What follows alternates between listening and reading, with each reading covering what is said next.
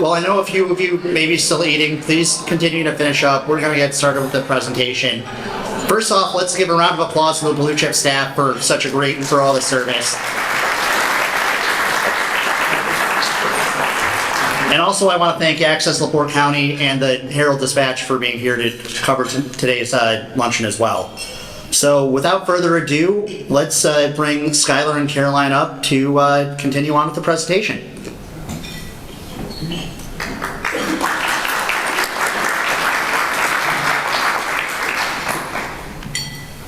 You sit there. Thank you. You got notes. Just to jog my memory. Absolutely. Yeah, what's that? What's that? Yeah, Caroline.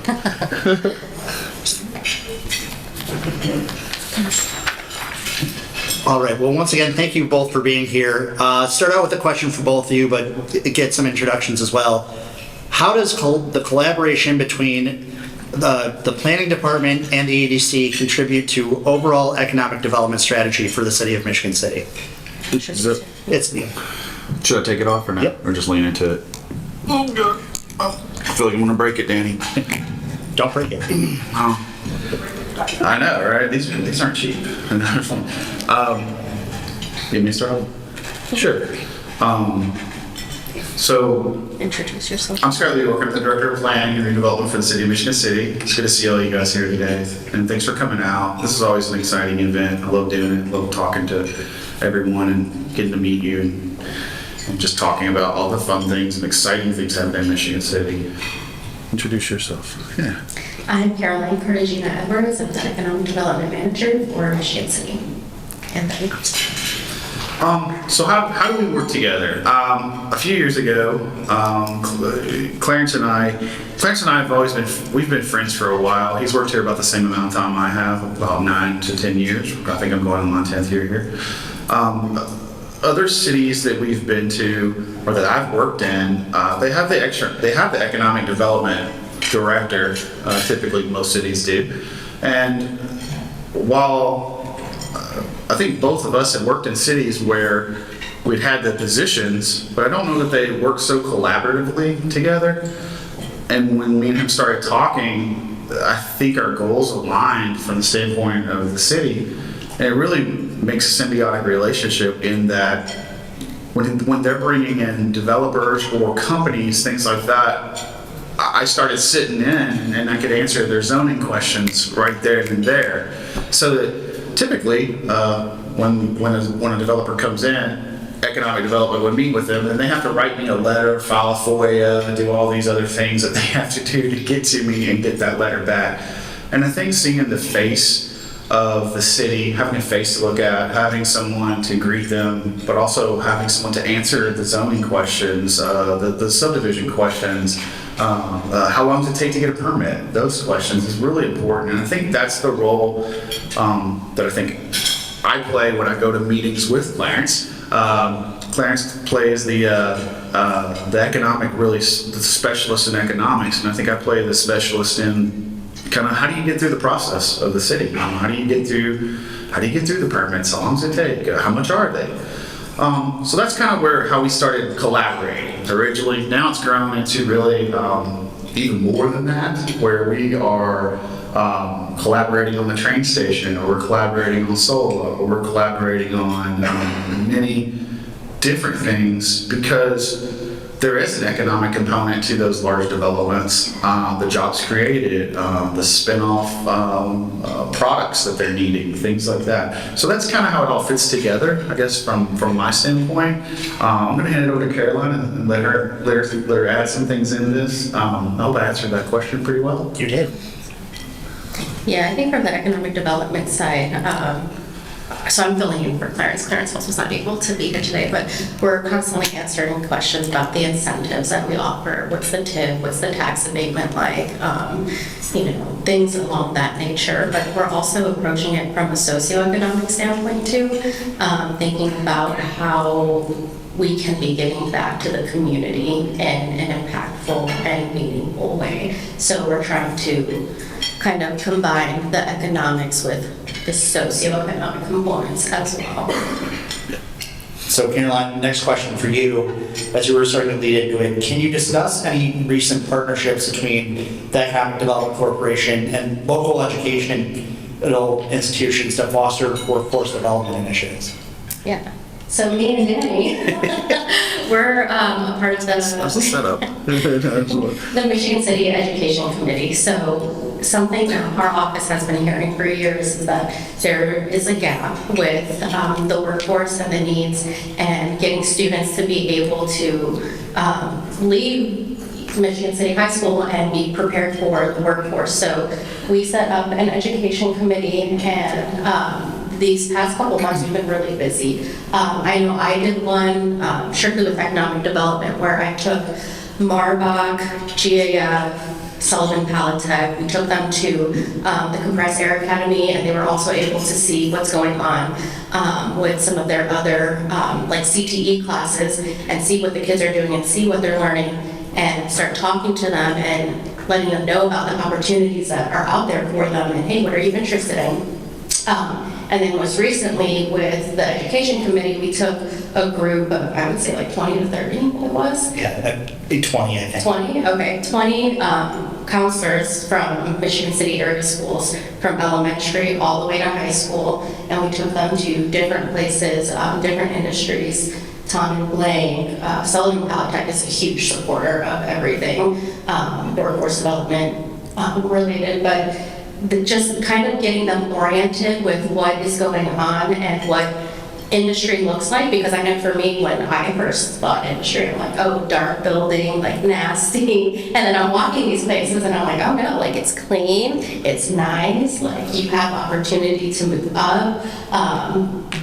The companies are great to work with. They're offering great starting salaries, especially for someone coming out of high school, and then they're very willing to coach people. So I'd say moving forward, that's something that's very important to both economic development and the chamber, is making sure we're continuing that relationship and moving forward those workforce initiatives between MCAS and the industries that we do have here.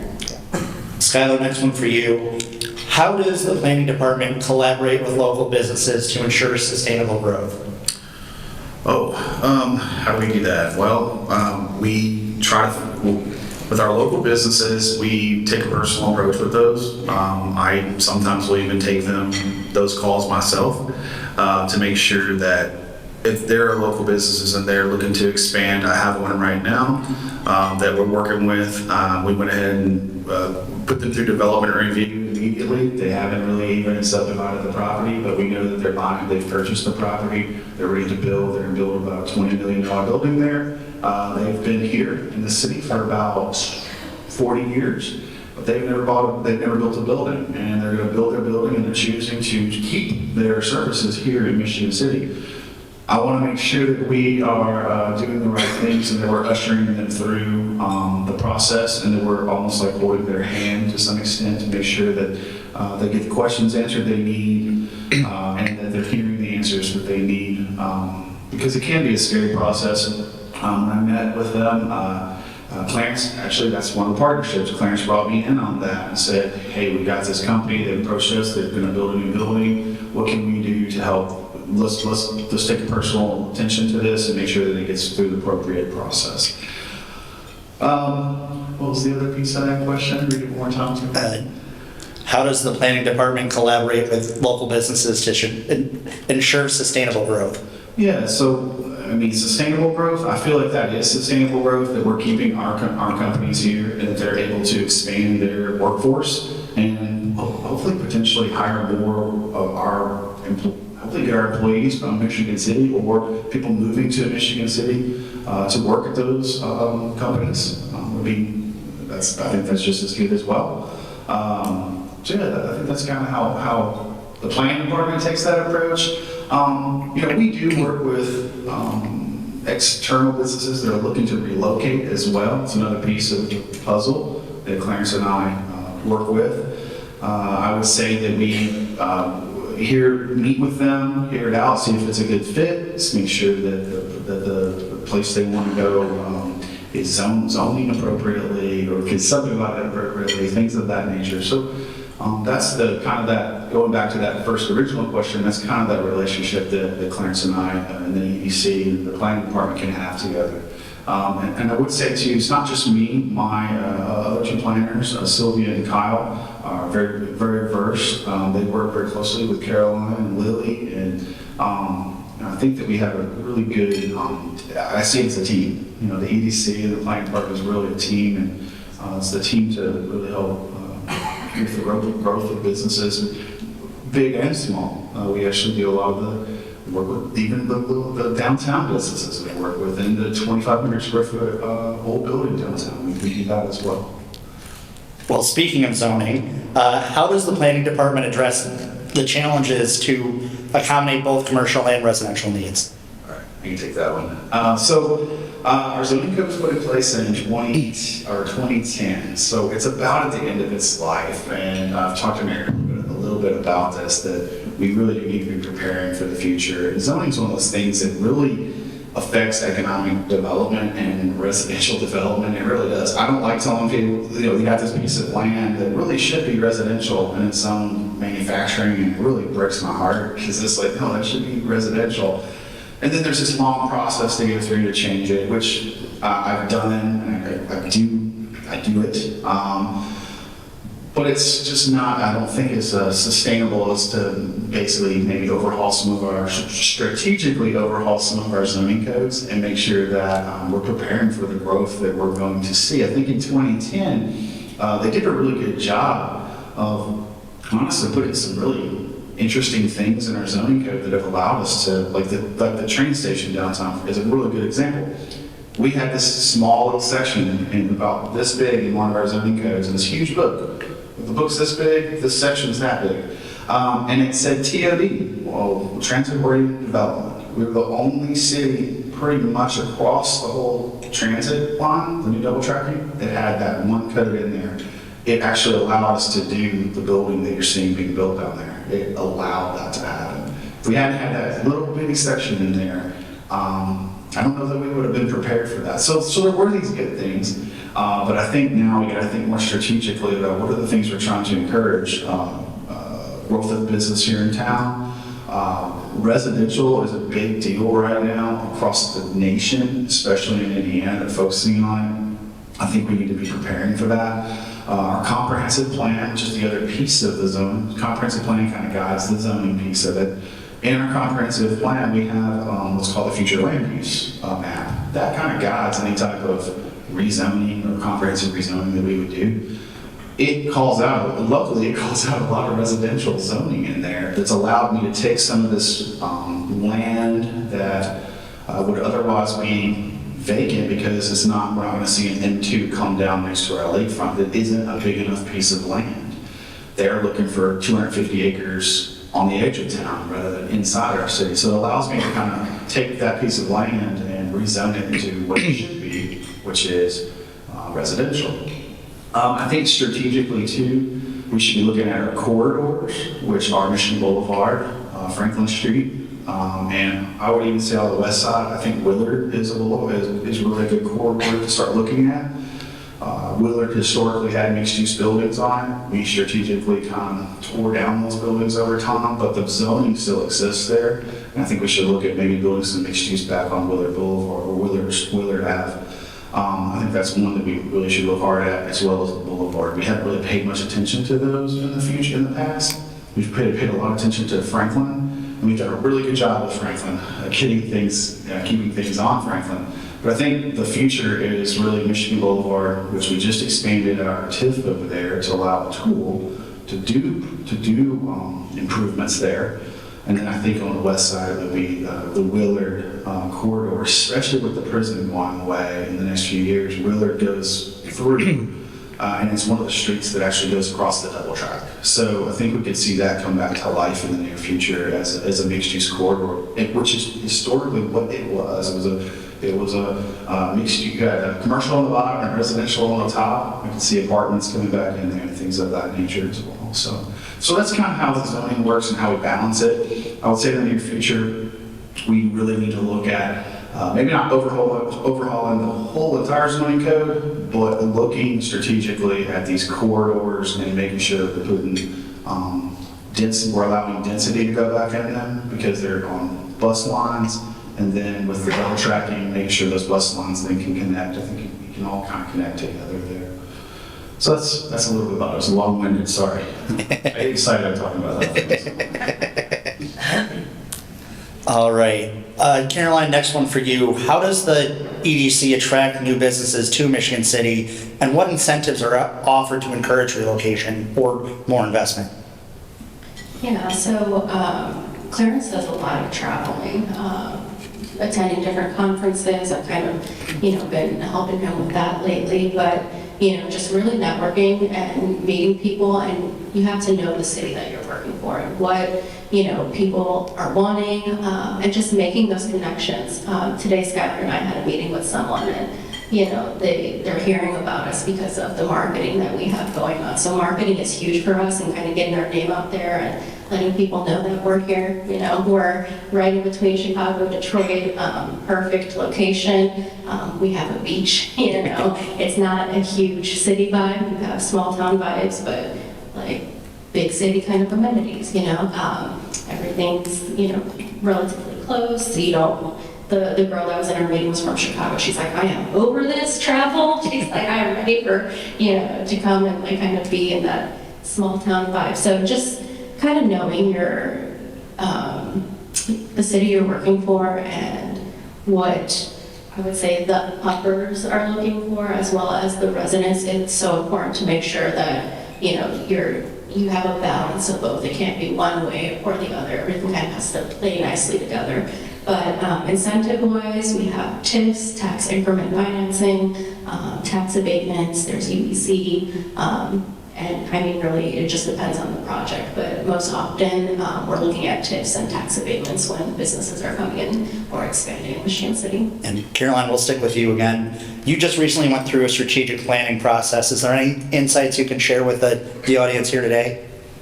Yeah, so we were due for a new strategic plan for Michigan City in regards to the economic development, and I have my notes here because there's a lot, but I'll forget. Yeah, but our big pillars that we're focusing on are storytelling and making sure that all of the organizations, chamber, EDC, city, we're all on the same page and spreading the same word and message about Michigan City, because that was feedback we got when we were meeting with residents and stakeholders. Is we hear Michigan City is this, but Michigan City is that. Like, there's not one concrete messaging. So we need to make sure that we're on the same page, promoting it, in the right positive light.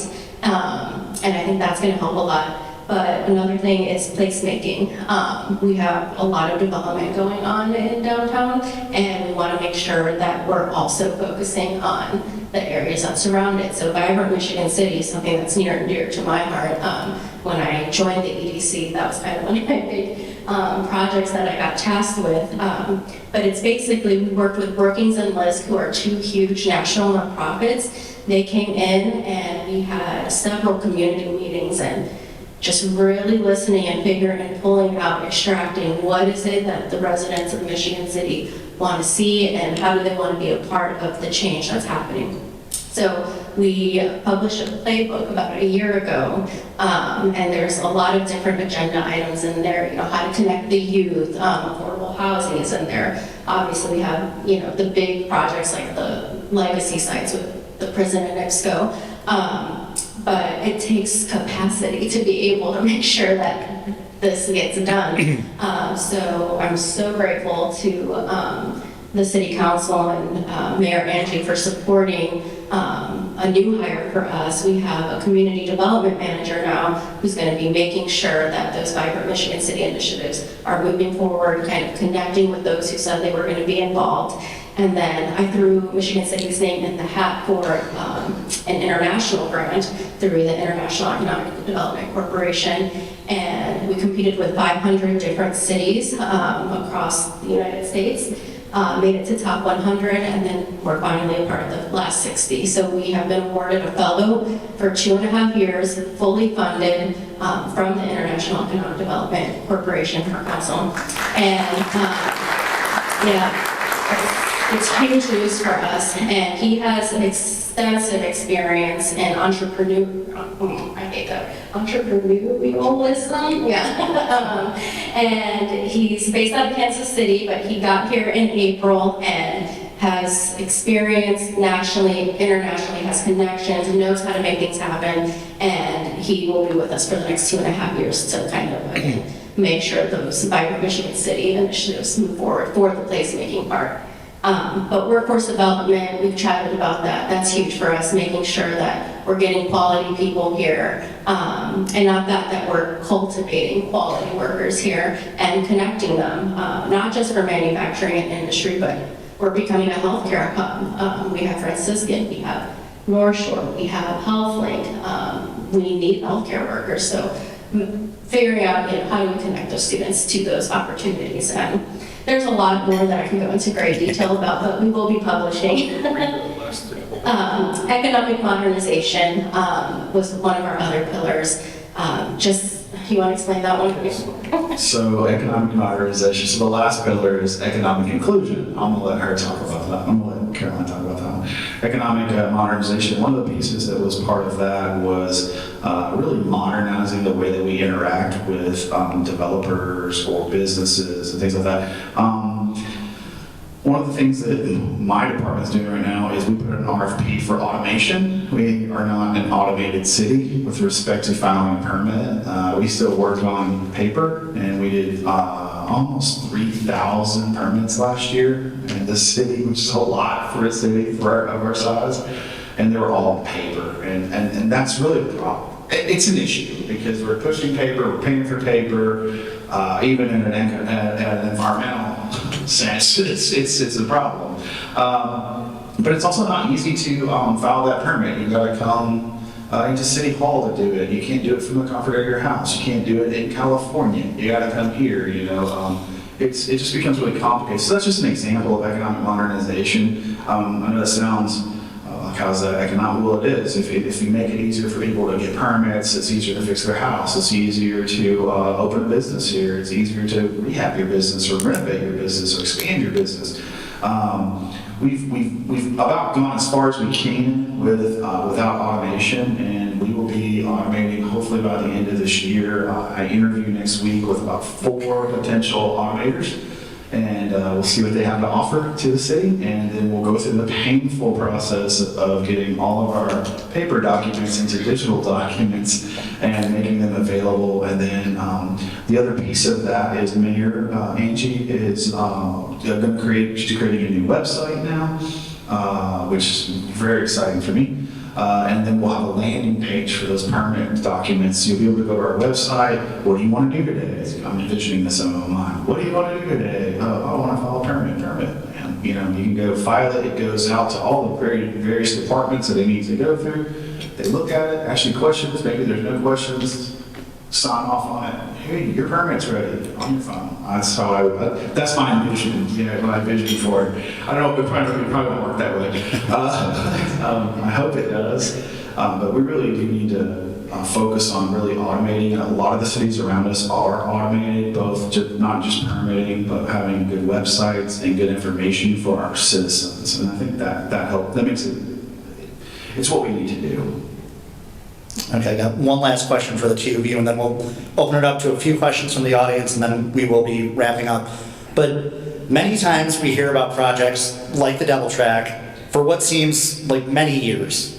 And oftentimes people start to wonder if it will ever happen, or in the words of Don Babcock, start to be naysayers. So can you explain the timeline behind some of these major projects, and how do we stop that, oh, this is never going to happen, oh, this is a total crapshoot, sort of, pardon my French, but in that sense, how do we keep from being complacent? I don't know who wants to.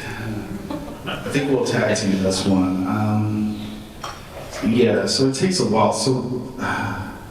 It takes a while to do these development projects. It's me and Clarence and Caroline, and if we had all all the money in the world and had a monster team of people doing this, maybe it'd get done a little bit quicker. But the reality is, there's just a lot of pieces, moving pieces. The train station took us 2 years just to get it financed, to get it planned and financed, about 2 years to do that. So that just kind of gives you a timeline. It's going to take 22 months to build it. That's the reality of the construction project. So you're 4 years out at that point in time from the time you began. Right now, an example is Sola. Golly, we've been talking about that one for a while now. That project has grown. It went from 160 million to 311 million.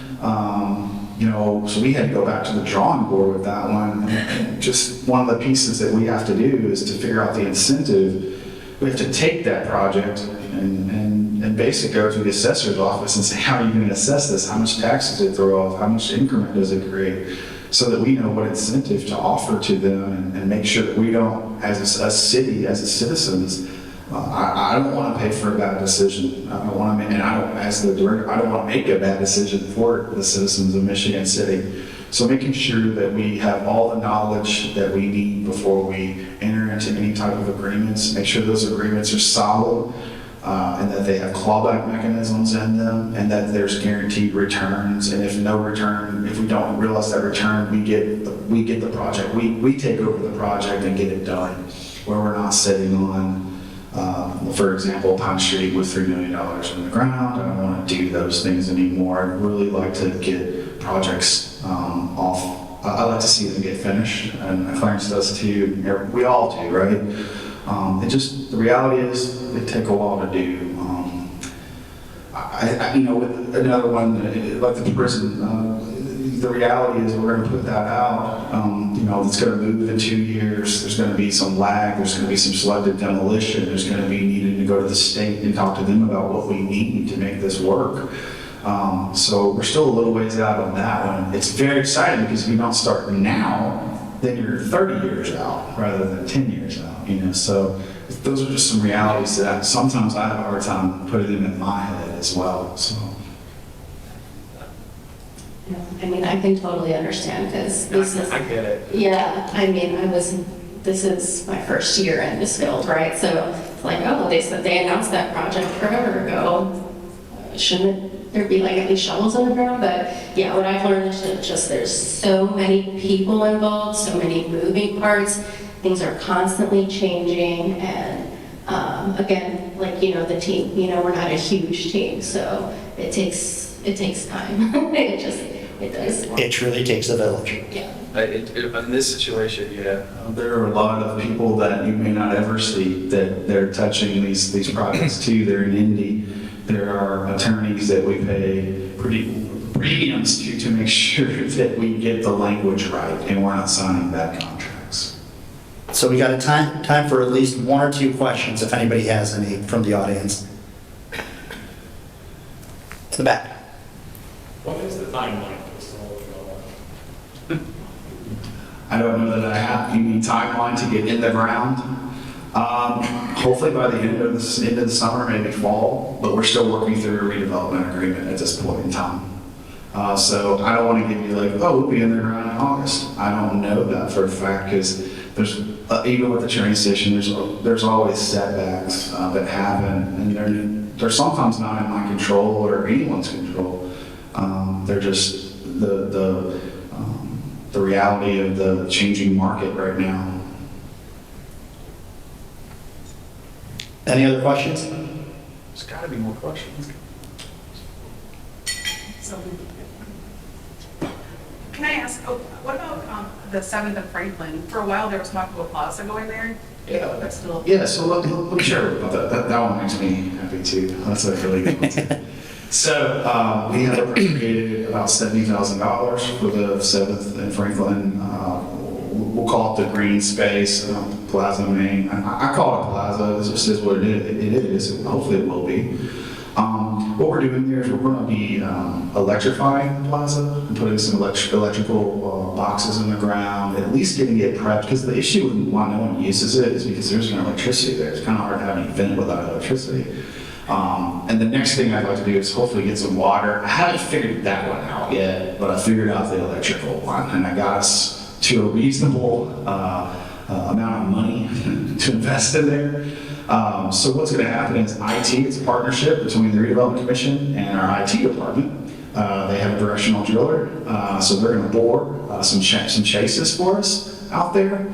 And then I've hired Marcus Electric to basically wire it in preparation for anything. I told him I want to be able to have concerts. We want to be able to set stages up. We don't want to have to bring an event here and have them have to rent a generator. That's what we don't want to do. And I think that the next step after that's done is Terry Greetham is going to come up with some type of okay, how does the Salvation Army you rent this space?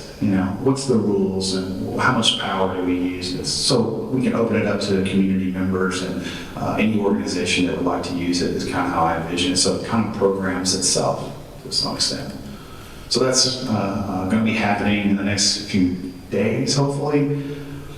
My problem is I have an untonable gas line there that cannot be located, so I can't dig any holes until I find that gas line. So NIPSCO is coming out next week. Okay, well, any final thoughts from the two of you? We did just put out, speaking of development, we did just put out 5th and Pine Street for an RFP for development. It went out the 1st of May.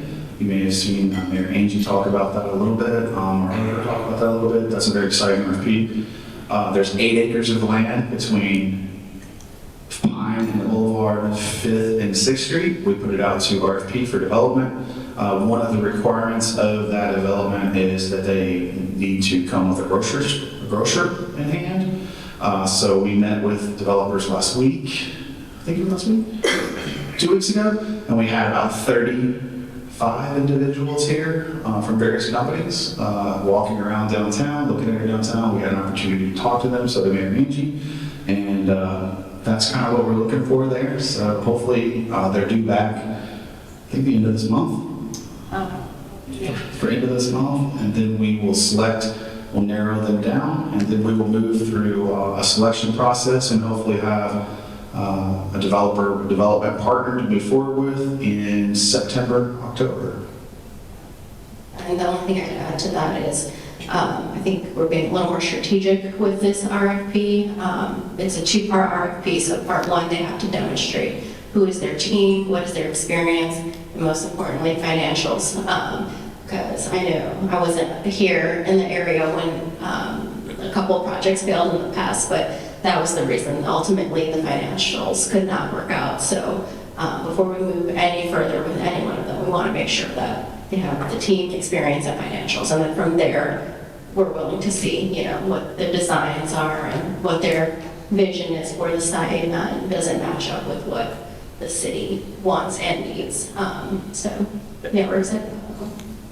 Well, thank you again for the two of you for being here, and thank you for all the hard work you guys have done over the past however many years. I mean, as Kurt and I have been saying, we've been hearing a lot about Michigan City momentum coming through, and it's all thanks to the two of you and to the hard work that you guys have done. So thank you again. Let's give them a round of applause.